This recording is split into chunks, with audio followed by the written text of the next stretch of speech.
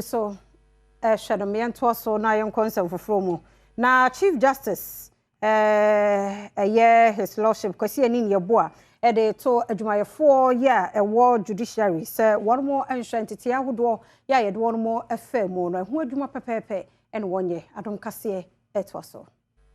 Chief Justice Kasee in your boa, to just say, one more I know about 1 9 ebe pem wano, Mudu na 1 more, Sebi 1 more di dem na fee. Wanama ho kyerɛ kɛseɛ bi mu paa ɛno na nkyɛn a ebinom so wɔ hɔnom a wohia ankasa ɛna adokoro wɔnom yɛ ho behia sɛ bɛnam wɔnom nimdeɛ so akɔkoro wɔn sɛ bɛyɛ wakoma bɛtɔ wɔn yam ɛwɔ abere a wɔpɛ atɛnterene Kasee ɛne ne ɛbo a ɛde to Judicial Services dwumayɛfoɔ nyinaa anim sɛ wɔn mmɔden ase sɛmanfoɔ de wɔn nsɛm ɛbɛdan wɔnom a wɔn mmɔ wɔnom nterene ɛmpopo wɔnom ani emu wɔn so ɛnsan so ɛmfa ɛnɛdɛ kwan so anyi sika ɛmfiri wɔnom hɔ abere a wɔkɔhyia nananom ahemfo ɛne ɔmanfoɔ a wɔnom ɛwɔ mmanya traditional area ewa abra wonom ekoda Assesewa District Magistrate Court Complex no edi ewo epoyamantam mu eno de sansemi etudwa.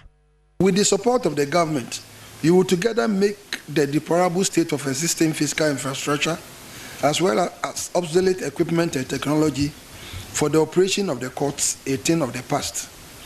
Concrete measures have been instituted to fix, first and foremost, the infrastructure and human resource deficits, to improve efficiency and enrich the adjudication process.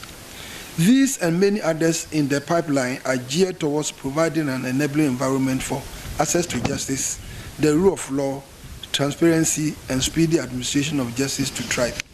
Nene sakita wotosumienu kono ewo manya krobo traditional area. Prayer science ye nyini awoda Eastern Regional House of Chiefs ano. Obo mampanyini abaso. My people are so grateful that we've got a court over here today in Upper Manya. This court will resolve their problems. This court, if they have any legal issues, they should go to court. Don't sit home and fight over anything. If you cannot resolve it anywhere, this is a place for you to come for justice. To ensure that justice is served at the doorsteps of the people and see to it that this vision becomes a reality.